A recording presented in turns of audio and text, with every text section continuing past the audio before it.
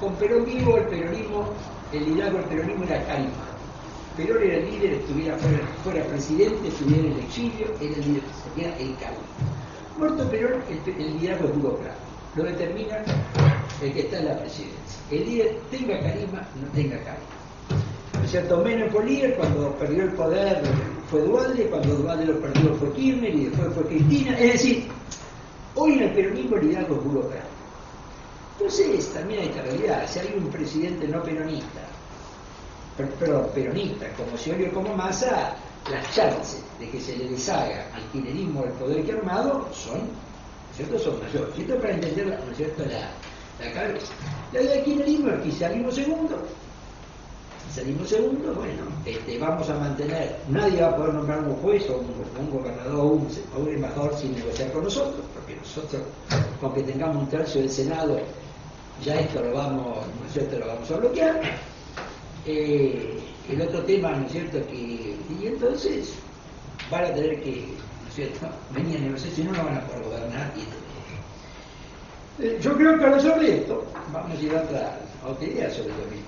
Miren, gane, aunque sería el caso muy improbable que ganara el kirchnerismo, nadie va a tener mayoría en el Congreso que viene. El próximo gobierno va a necesitar ser un gobierno de coalición, sea quien sea.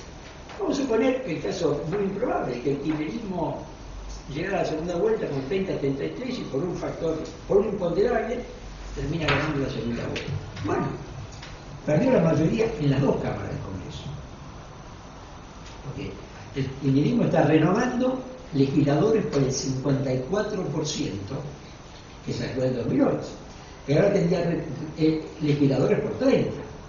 Porque los legisladores vienen por el número de la primera vuelta, no de la segunda. Entonces, si yo saqué legisladores por el 54 y ahora saqué 30, no sé si dice acá, ¿por qué perdería la mayoría? Aún, si gana Macri,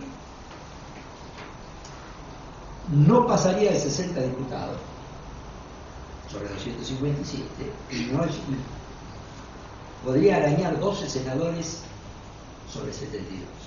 Estamos en el otro. Si gana alguien del FAUNEL, tampoco tenía mayoría en el Congreso, y si gana Massa, tampoco tenía mayoría en el Congreso. Nadie la tendría, ¿no es cierto? Uno diría que uno puede ser papá, así que. Entonces yo creo que acá hay que mirar lo que viene para esto. Primero, el que venga va a tener que gobernar en coalición, sea quien sea. Y este es un tema, porque en realidad la experiencia de coalición de la última coalición política que funcionó en Argentina fue en los años 30 del siglo pasado. Fue la concordancia radicales antipersonalistas, conservadores y socialistas independientes. De ahí en más, la Argentina siempre mostró una gran incapacidad para generar gobernabilidad a partir de coaliciones. Y este es un punto que es un gran desafío político hacia adelante. Y que quien está haciendo política hoy para ser presidente no lo tiene que perder de vista, porque en alguna medida también las capacidades de generar coaliciones van a depender de las cosas que hago hoy. Es decir, yo tengo que hoy, mientras estoy haciendo campaña, no perder de vista que cuando llegue al poder, esto para tomar una anécdota de la política, Roca decía, en política nunca hay que decir palabras irreparables, porque nadie es tan enemigo que no pueda transformarse en amigo. No hay que decir palabras irreparables. ¿Por qué? Entonces, este es un primer punto. Sobre esto yo agregaría otro elemento, ¿no es cierto?, que es muy importante y sobre el cual, que es la agenda del presidente que viene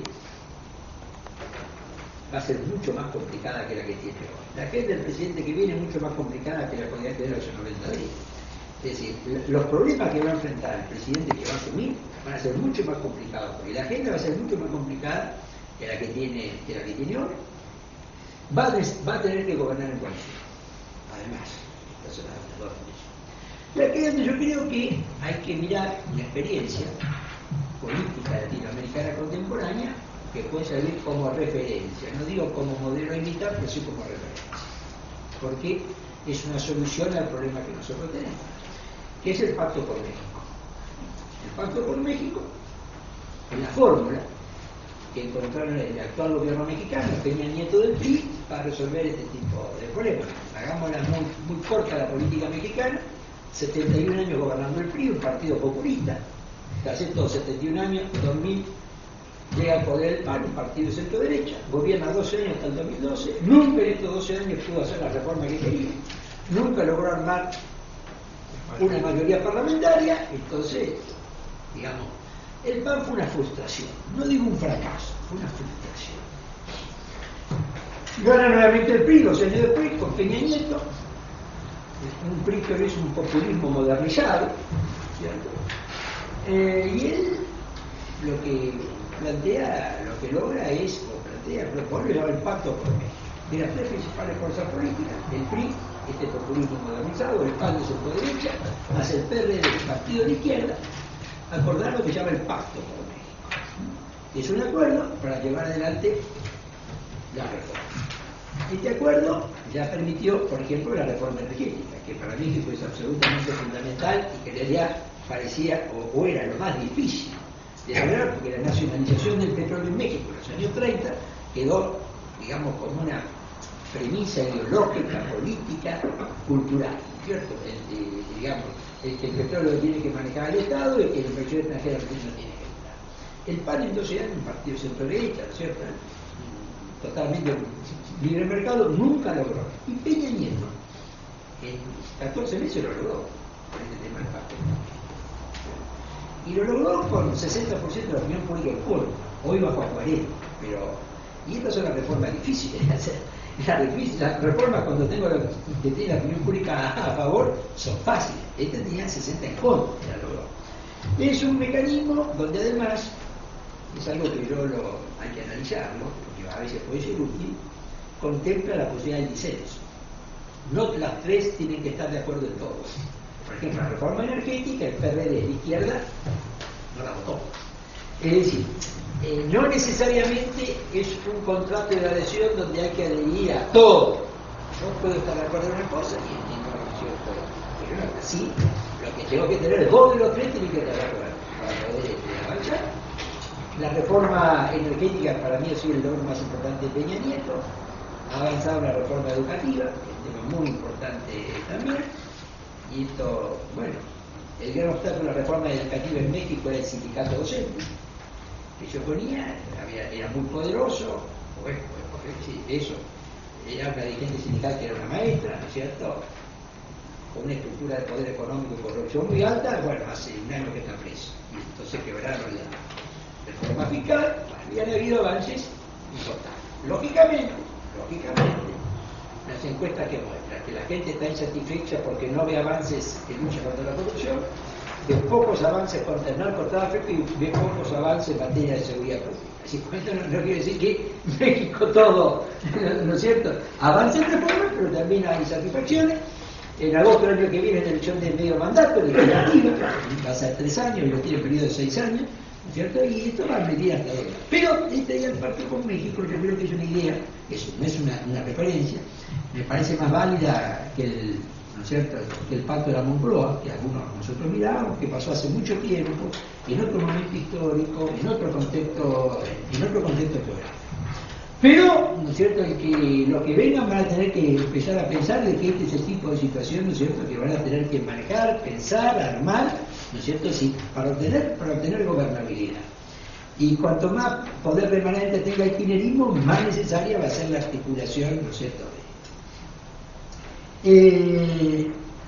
bueno, plantear estos términos. ¿Qué es lo que está pasando? Bueno, creo que vamos a una elección, tenemos otro tema acá en juego, o en la discusión, que es muchas provincias van a adelantar la elección.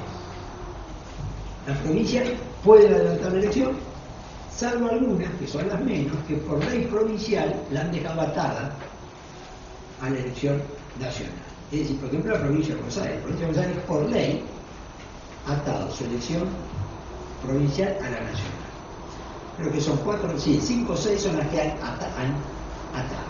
Las otras mantienen la facultad, que la usen o no la usen, ¿cierto?, depende de las circunstancias. Yo calculo que vamos a terminar con 10 o 11 provincias adelantando la elección, entre ellas Santa Fe, Córdoba, creo que Mendoza la va a terminar adelantando también. Pero acá yo creo que hay que ver el otro, ¿no es cierto?, el otro tema. Es decir, vamos a ver realidades políticas en las provincias que después no se van a dar a nivel nacional. Para tomar un ejemplo, vamos a tomar lo que estamos viendo en Jujuy. ¿Por qué Morales se saca en la foto con Marshall? Y miren, muy simple. Muy simple. La estrategia de los gobernadores radicales, si la elección la tengo junto con el presidente, la única chance que tengo de ganar es ser al mismo tiempo el candidato a gobernador del FAUNE, de Massa y de Macri. Imagínense Cano en Tucumán, con tal Perón. Si en Tucumán va un Cano como candidato del FAUNE, va un candidato de Macri y un candidato de Massa, al Perón ya ganó. Sobre todo cuando la elección va pegada con la presidencial. Vamos al caso de Jujuy. Si Morales es el candidato del FAUNE, hay un candidato de Massa y hay un candidato de Macri, los Perner ya ganaron. El que inició esta fórmula fue Costa, el candidato radical gobernador de Santa Cruz, ya en el año 2011. Él fue el candidato a gobernador de todas las opciones opositoras. Pero esto hay que entenderlo, ¿no es cierto? Porque si no pareciera que, ¿no es cierto?, están haciendo, digamos, jugadas un poco casi locas. No sé, te lo diría. ¿Cómo yo gano una provincia? Si el gobernador se elige el mismo día de la elección presidencial, si cada opción opositora presenta un candidato a gobernador distinto. Bueno, esto ya es prácticamente concederle, ¿no es cierto?, al gobernador oficialista la gobernación. Y esto lo que podría producir es que aún ganando en la segunda vuelta alguien enfrentado al gobierno quedara con la mitad o más de las gobernaciones en manos eventualmente, ¿no es cierto?, del ex oficialismo. Esta mecánica, ¿no es cierto?, de esta realidad es la que en alguna medida hay que ver. Pueden haber cambios sobre esta situación, y muchos cambios pueden haber. Yo siempre digo, miren, no hay que olvidar la foto de junio del año pasado. Junio del año pasado, Macri, Massa, Scioli y Narváez estuvieron a punto de firmar una alianza de la provincia de Buenos Aires. Incluso habían acordado la lista, que recuerda que iba Massa primero, Carina iba segundo, Narváez tercero, el PRO, es decir, esa foto no es que se vaya a repetir, sino que lo que esa foto me dice es lo que es imposible que pueda suceder total o parcialmente. No es que eso va a pasar. Lo que esto me dice es que, digamos, sobre este escenario puedo tener, ¿no es cierto?, alternativas. Y acá es donde, ¿no es cierto?, aparecen las otras cuestiones, ¿no?